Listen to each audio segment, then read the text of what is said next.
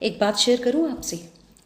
Getting good marks in exams isn't just about working hard, it's about presenting smart.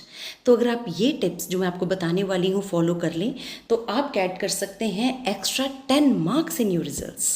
शायद आपके साथ ऐसा scenario हुआ हो कि दो बच्चे हैं, दोनों ने सेम आंसर लिखा है बट सिर्फ एक बच्चे को फुल मार्क्स मिली। ऐसा क्यों? Because teachers are also human. Clear, well presented answer stand out even before reading it in depth. तो हमेशा याद रखना है आपका आंसर क्लियर और वेल प्रेजेंटेड हो। सबसे पहली टिप है बॉक्स द आंसर। जैसे आप मैथ्स और साइंस का कोई क्वेश्चन सॉल्व कर रहे हैं, आपका आंसर आया मैथ्स में 64 सेंटीमीटर स्क्वायर एरिया, या फिर स्पीड की वैल्यू आपकी आई 20 मीटर पर सेकेंड। तो जो आपका फाइनल आंसर है put it in a box, एक बॉक्स बना दीजिए अपने फाइनल आंसर में लास्ट स्टेप पे। इससे क्या होगा, एग्जामिनर की सीधी नज़र आपके आंसर पे जाएगी, उनका टाइम भी कम वेस्ट होगा और आपको फुल मार्क्स मिलने के चांसेस हैं। इंग्लिश और एसएसटी की बात कर लेते हैं।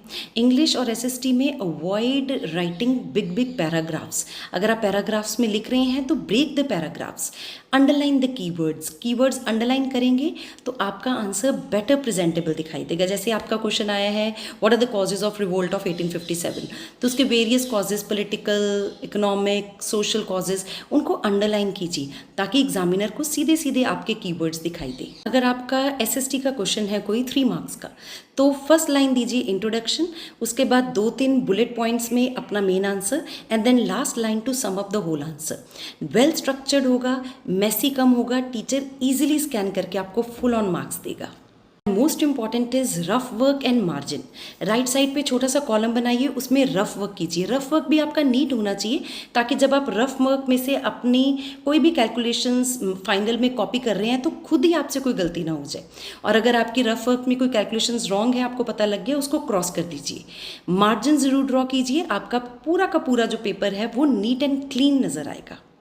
और अगर कोई क्वेश्चन है डायग्राम का, तो डायग्राम ऐसे ड्रॉ करनी है कि वो नीट एंड क्लीन दिखनी चाहिए, कि पता लगे कि आपने ड्रॉ क्या किया है।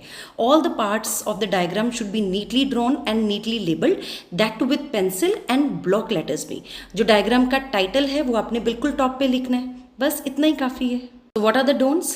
No edge to edge writing, no paragraph less essays, not skipping the rough work, not skipping the margins, and most important, not messy handwriting.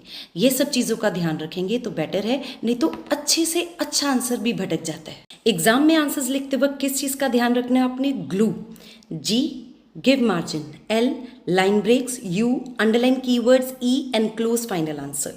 Present smart, score smart. Save this reel for your exams and share with the one who needs it.